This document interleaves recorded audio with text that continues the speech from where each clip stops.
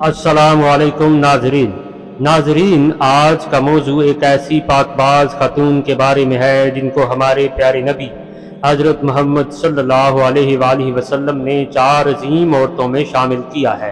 वो 4 अजीम हस्तियाँ हज़रत खदीजा सलामुल्लाह अलैहा, हज़रत फ़ातिमा सलामुल्लाह अलैहा, हज़रत मरियम सलामुल्लाह अलैहा और हज़रत आसिया सलामुल्लाह अलैहा हैं। आइए बात शुरू करते हैं फ़िरऔन की हज़रत आसिया से शादी की। फ़िरऔन मिस्र ने रयान बिन वलीद की पोती हज़रत आसिया को शादी का पैगाम भिजवाया। याद रहे, रयान बिन वलीद वही बादशाह था जो हज़रत यूसुफ अलैहिस्सलाम के दौर में था और वो हज़रत यूसुफ अलैहिस्सलाम पर ईमान भी लाया था और उसी ने हज़रत यूसुफ अलैहिस्सलाम को अजीज़ मिस्र भी बनाया था। जब हज़रत आसिया को फ़िरऔन ने शादी का पैगाम भिजवाया तो ये उनके वालिद और ख़ुद हज़रत आसिया को भी नागवार गुजरा, क्योंकि फ़िरऔन मिस्र पहले दिन से ही जुल्म बरबरीत के लिए मशहूर था। लेकिन फ़िरऔन ने अपनी बादशाहत के ज़ोर पर जबरन हज़रत आसिया से शादी कर ली और धमकी दी कि अगर ये शादी नहीं होगी तो आपके वालिद को ख़त्म कर दिया जाएगा। शादी हो जाने के बाद भी अल्लाह पाक ने हज़रत आसिया को फ़िरऔन से महफूज रखा और वो उन पर कादिर ना हो सका। इस बारे में मुफस्सिरीन लिखते हैं कि शादी की पहली रात जब फ़िरऔन हज़रत आसिया के कमरे में गया तो अल्लाह ताला ने उस पर नींद का ऐसा गलबा डाला कि वो सारी रात सोया ही रहा। कुछ किताबों में यूं भी लिखा है कि अल्लाह ने फ़िरऔन को नामर्द कर दिया था, जिसकी वजह से वो हज़रत आसिया से सोहबत नहीं कर सका।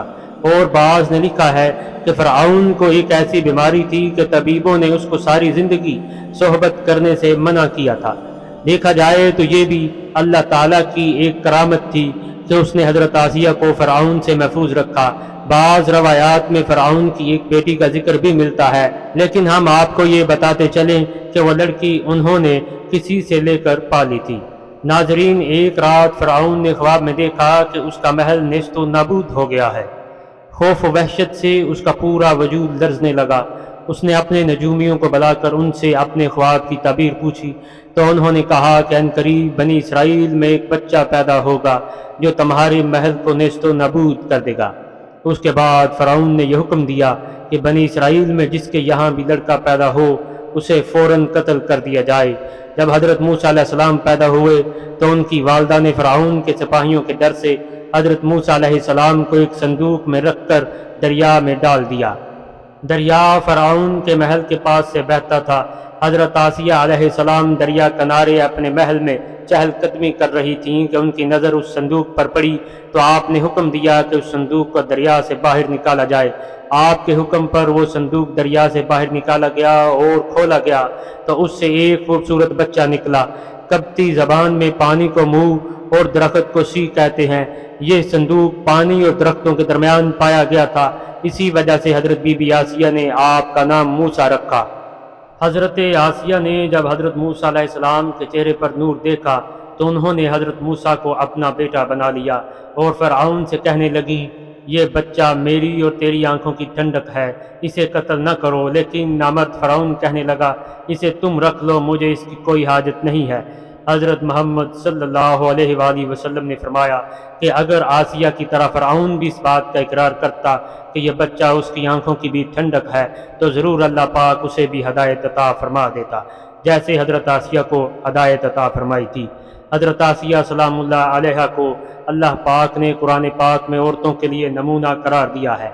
हज़रत आसिया अलैहिस्सलाम शादी के पहले दिन से ही फ़िरऔन के ज़ालिमाना और काफराना इक़दामात के ख़िलाफ़ पहाड़ बनकर खड़ी रहीं। हज़रत मूसा अलैहिस्सलाम ने जब ऐलान नबूवत किया और जब महल में जादूगरों से मुकाबला किया तो ये देखकर हज़रत आसिया हज़रत मूसा अलैहिस्सलाम पर ईमान ले आईं। ईमान लाने के बाद काफ़ी दिनों तक उन्होंने इस बात को फ़िरऔन से छुपाए रखा, लेकिन जब फ़िरऔन ने खुदाई दावा किया और लोगों से ख़ुद को सजदे करवाने लगा तो फिर हज़रत आसिया खुलकर मैदान में आ गईं और इस अमल की सख्त मुखालफत की। जैसे ही फ़िरऔन को पता चला कि मेरी बीवी भी मूसा के खुदा पर ईमान ला चुकी है तो उसने हज़रत आसिया पर भी जुल्म ढाना शुरू कर दिए। वो रोज़ाना दिन और रात उनको मुख्तलिफ अज़ियतें देने लगा। फ़िरऔन जैसा काफिर शोहर भी उनके ईमान को मुतज़लज़ल न कर सका, लेकिन फ़िरऔन ने बहुत ज़्यादा कोशिशें की ताकि किसी न किसी तरह उन्हें राह रास्त से मुनहरफ कर दे, लेकिन फिर भी वो ऐसा नहीं कर सका। اور حضرت آسیہ بھی اس کی تمام کوششوں کو ناکام بنا کر صرف خدائے واحد کی عبادت میں مصروف رہیں۔ حضرت موسیٰ علیہ السلام کے چاہنے والے فرعون کے سپاہیوں کے ہاتھوں ظلم و ستم کی بھینٹ چڑھتے رہے اور انہیں بے دردی کے ساتھ قتل کیا جاتا رہا، جس کے بعد حضرت آسیہ کا صبر کا پیمانہ چھلک اٹھا اور وہ کھلم کھلا فرعون کی مخالفت کرنے لگی۔ یہ دیکھ کر فرعون کی غیظ و غضب بھڑک اٹھی اور اس نے اپنی زوجہ حضرت آسیہ کو بہت ہی دردناک طریقے سے اذیتیں پہنچانا شروع کر دی۔ اس ظالم نے ان کو بہت زیادہ مارا اور زد و کوب کیا اور حضرت آسیہ علیہ السلام کے ہاتھوں اور پیروں میں لوہے کی کیل ٹھونک کر چاروں کونوں میں اس طرح جکڑ دیا کہ وہ ہل ہی نہیں سکتی تھیں، اور بھاری پتھر آپ کے سینے پر رکھ کر آپ کو ریت پر دھوپ میں لٹا دیا اور پانی بھی بند کر دیا۔ اللہ اکبر! ایک دفعہ ذرا سوچئے تو صحیح کہ تنے تنہا عورت اور ظالم و جابر شوہر کا محل ہاتھوں اور پیروں میں کیلیں ٹھوک دی گئی ہیں، گرم ریت پر لٹایا ہوا ہے اور سینے پر ایک بھاری پتھر رکھ دیا گیا ہے، پھر بھی حضرت آسیہ علیہ السلام عزم و استقلال کے ساتھ ان مصائب کے باوجود قائم و دائم رہیں، فرعون کے کفر سے خدا کی پناہ مانگتی رہیں۔ حضرت آسیہ کا مزار مصر میں ہی واقع ہے۔ انسانی تاریخ میں حضرت آسیہ کا ایمان پر قائم و دائم رہنا، ان کا صبر و استقلال ایک بہت بڑا درس عبرت ہے مومن عورتوں کے لیے۔ اس میں کوئی شک نہیں کہ عورت کے اندر اتنی طاقت موجود ہوتی ہے کہ وہ ہر طرح کے ظلم و ستم کے آگے پہاڑ بن سکتی ہے۔ اللہ پاک سے دعا ہے کہ وہ ہم سب کی بے حساب مغفرت فرمائے اور قیامت کے دن ہمارا شمار نیک بندوں کے ساتھ فرمائے، آمین۔ یہ واقعہ آپ کو کیسا لگا کمنٹ کر کے ضرور بتائیے گا۔ اپنا خیال رکھیے گا، شکریہ۔